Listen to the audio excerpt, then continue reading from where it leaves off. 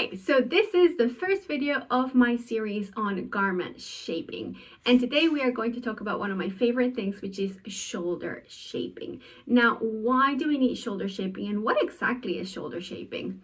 Now, most of the time when you are starting on your garment making journey, you'll start with a square. You'll make a square or a rectangle and you'll add sleeves to that. Now, this is a very great starting point and it works to a certain point. However, we people are not a square. We are not a box. We don't have square shoulders. And in fact, everyone has a slight slope to their shoulders. The perfect example of how this is so real is to look at a humble hanger. Now, if you go to your closet, most of your hangers are made in a slope like this. Now, this is a very exaggerated slope. We are not built like that. However, this kind of demonstrates so clearly how we are built on a slope and how all of our clothes that are bought in a store have this kind of slope to them. Not as much as this, but to a certain degree. Now, what happens when you have a straight garment on a slope? I'm going to show you this little piece of paper that I've cut. So it's just a piece of paper with a hole, and I'm going to put it on the hanger. Imagine this is a garment. Now, let's look at this. What's going on over here? Now, all of this extra fabric is just poking out the shoulder. If you are wearing a short sleeves, that will poke out, which can look very cute. I'm not gonna lie, all right? It can work really well, but you don't always want that, right? So shoulder shaping will solve this issue.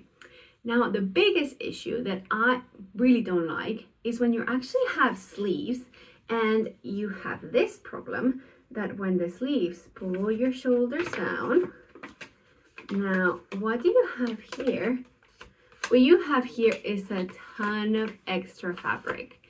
Having extra fabric with a garment that is larger is normal. Check this out, right?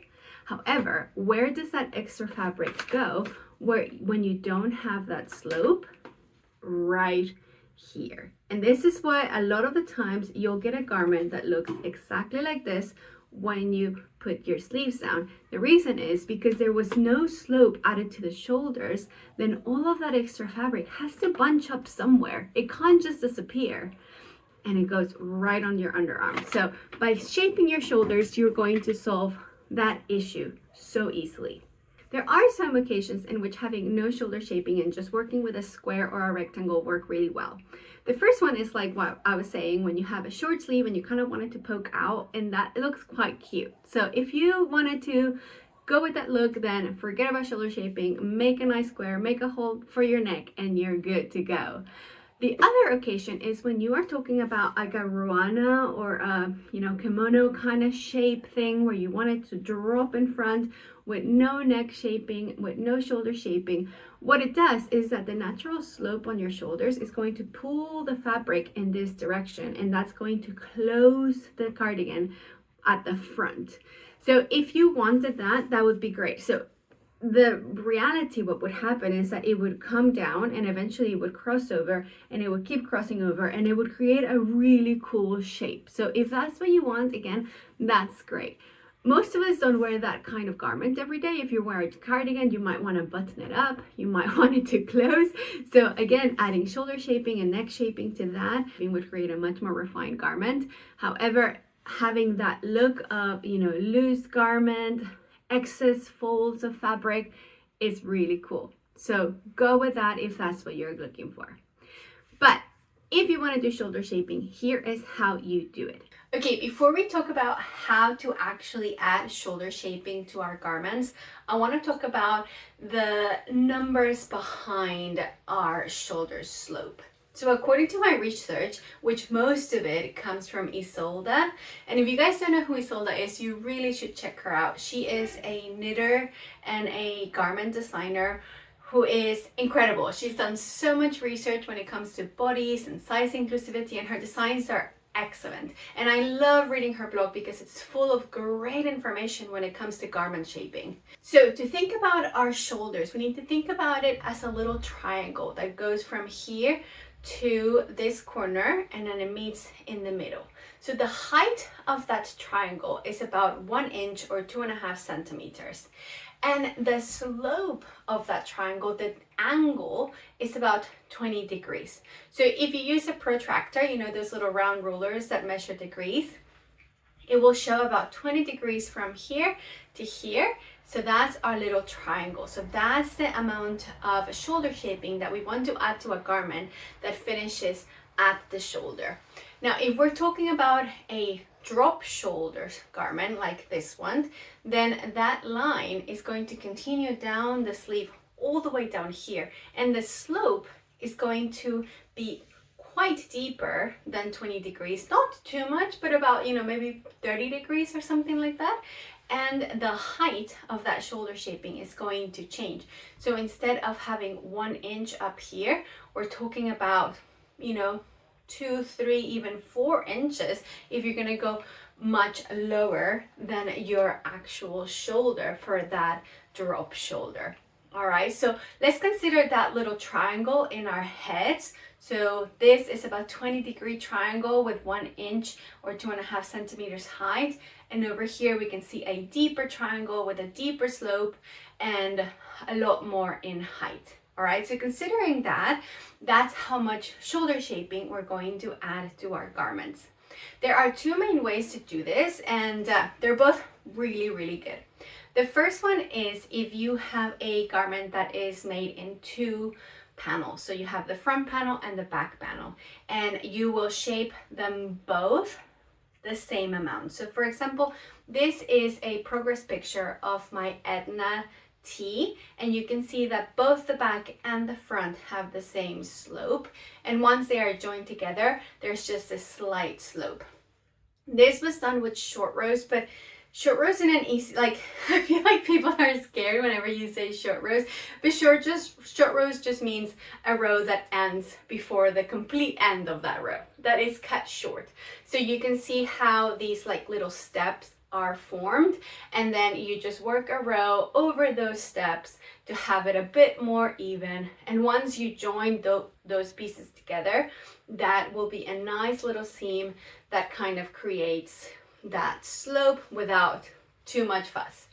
The other thing you can do to create that wedge of extra fabric is to simply continue working in a different stitch. For example, if you're making like a granny square jumper and it is just a square with a hole, right? Now, instead of just making it a hole in the middle, you would just create that little triangle like this one right here with a different stitch pattern. So you go with single crochets and go all the way to the end of the shoulder, and then you come back, and then the next time you go a little bit closer to your neck, you come back, then you go a bit further, you come back, you go a little bit closer, you come back, and then that creates those little steps. And then when you create one row that covers those steps, that will even it out. And if you do that at the front and at the back with a gap for your neckline, then that garment is going to fall so much better. So I did something like this in my Gigil cardigan from my book. So you can see it here. It's kind of just like a wedge of fabric in a different stitch pattern that just makes it fall so much better and fits so much better with just that tiny little adjustment. Another way to add shoulder shaping, which is genuinely one of my favorite ways to shape a shoulder, and it's the one that I've been using for a while in my garments now, is to only shape the back and work the front on those slopes from the back so that the front is worked straight. Now, because I'm doing that, I'm only shaping the back, the angle of that slope is going to be a lot deeper, so that when the back has all the angle and the front doesn't have any kind of shaping, that evens out to about 20 to 30 degree angle. So this is a perfect example of that kind of shaping. This is my Vesuvius tee. So as you can see, the back is worked in a sort of a trapezoid, and then from those diagonals, then the front is worked afterwards. And my Vesuvius tee, Amiata, the Mosaic cardigan, Sabatini, this guy, Camellia, Cocoa jacket, all of those have that shaping because it's so easy and it's really, really pretty. So you get that cool line in the middle, kind of break of the pattern and you get that lovely kind of shoulder shaping. So as you can see, the angle of that back is very inclined. It's a steep angle, so that the front, by not having any shaping, it kind of adapts to halfway and half the angle. So let's say if that back has 40 degrees and the front has no shaping, then when it folds, you only get about 20 degrees slope. So that's the maths behind it. You don't have to worry about the maths if you don't want to, but I'm just trying to explain how it works and how it is that it works really well. So since this garment, for example, is a drop shoulder, so the one I was wearing earlier was my white version, and that is a size 4. This is a size 5 because I wanted extra room around it. And as you can see, with the drop shoulder, I still don't get that much excess fabric in random places, which is really good. So it just kind of fits like an oversized garment without bunching up in places where I don't want it to bunch up. Since this garment has that kind of shaping, the slope at the back has about 50-degree angle, this one right here, and when it evens out to about 25-degree total shoulder slope, which is really effective for a deep drop shoulder like this one. Now, which of these techniques is easier? I would say that the first technique, where you do shoulder shaping on both panels and just join the panels, is a lot more straightforward and easier to do, especially if you don't mind using a different stitch pattern than you've used for the whole thing and just sticking with single crochet or something like that. Then you are done with that one. Super easy and straightforward. If you wanted to do the other kind of shoulder shaping, which is the one that I'm using for this garment, it's a little bit trickier trying to figure out, you know, the length of the back once you have modified this, the sleeve width, the front. So it's a bit more grading and thinking about it, but it is possible to do, especially if you are working a shoulder that is just as wide as your bust. And I will talk a little bit more about how the width of our bust and the width of our shoulders affects the way a drop shoulder garment fits in a more size inclusive way. And yeah, I would like you guys to think about that for now, but I will be talking about that in a future video because that is a long topic. If you guys want to do a bit of experimenting with your garments, do it. I mean, the worst thing that can happen is that you have to, you know, take it apart and try again, but you might get a garment that fits really well. If you're a designer, please check out the blog by Isolda. She has so much information. Again, it's mostly geared towards knitters, or all of it geared towards knitters, but crochet works the same way as knitting works, in which you have rows and stitches and you just create garments. So why not create garments that fit well? But yeah, that is all I have to share with you guys about shoulder shaping. I hope you've enjoyed this video.